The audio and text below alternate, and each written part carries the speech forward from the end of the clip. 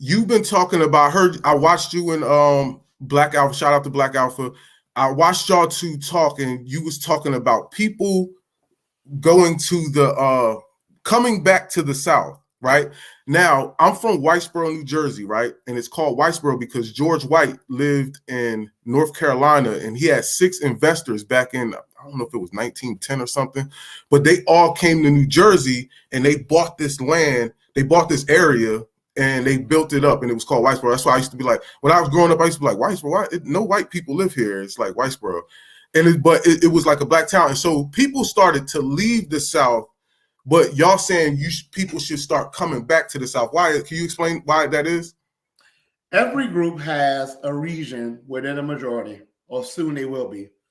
Hispanics, Latino, and by the way, Hispanic and Latino is not a race. You got some as white as this, some as black as this, some who are Asian, some who are indigenous. Most are a mixture, and I guess whichever ancestry is the most prominent can dictate their physical appearance. But Hispanic and Latinos, as an ethnic group, will soon be the majority in the Southwest. You're almost there. Asian Americans are inching toward a majority, and sooner or later, in Washington State at least.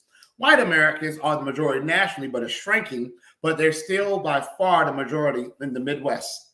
Black Americans are not the majority anywhere, and we're not being projected to be the majority anywhere. Now, the Northeast will be racially mixed. 61% of Black Americans live in the South already, and we are around 35% of the South's population.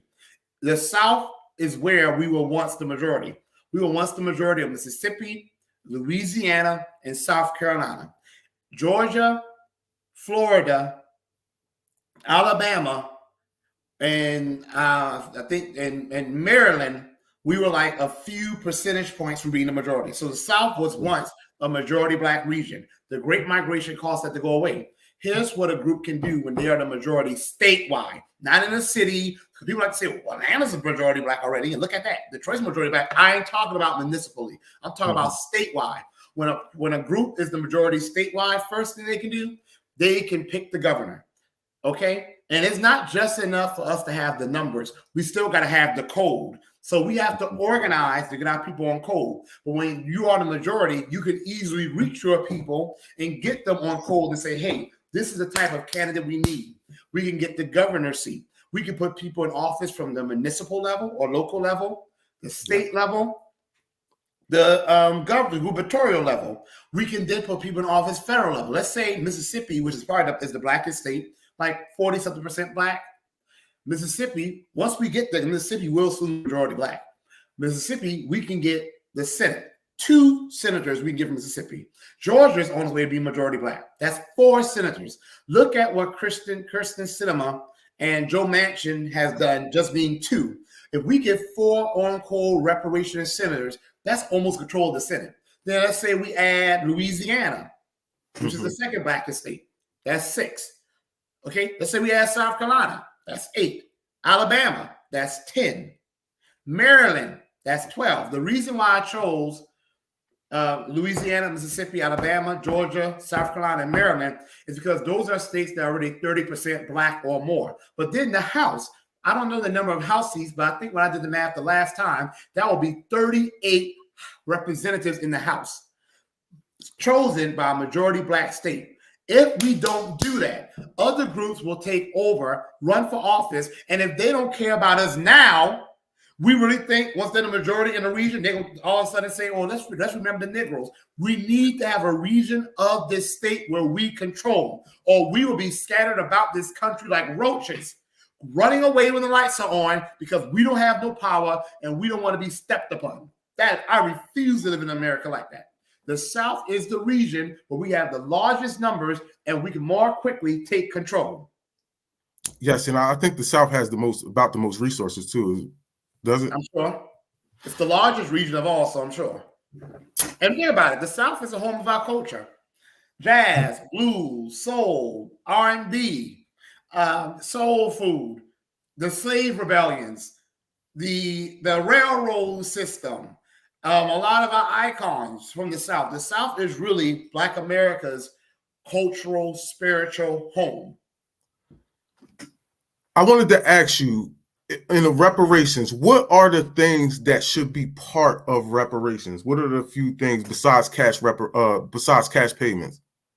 Well, as I discussed, we need to have our own agency that we won't be separate from the government. The government will still have the responsibility for us, but the Freedmen's Bureau will be like our own quasi government. Like Native Americans are still under the American government, but they have their own and they get money that they can spend how they choose for their people. We will have our own agency of the government. It will be separate from the government, but they will pay it, and it will have all the rights and privileges that a sub-government has. And that will give us special class protection, where we will have a government, agency of the government, that can spend money exclusively on us, just for us.